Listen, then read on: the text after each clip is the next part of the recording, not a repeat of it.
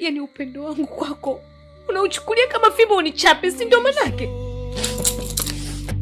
Mwisho ukifika au rudi nyuma, silenzi sitoziona tena, hatima siwezi badili. Jamani, chakula kwa kitamu leo. Amekipika Kevi. Selina, hawachi tu kumsifia Kevi. Kwani kuna ubaya gani tena hapo jamani?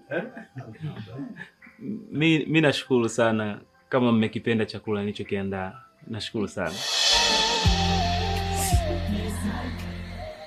Neli, utanimaliza mwenzako. Ni mgeni kwenye mtaa. Nisamehe, nisamehe.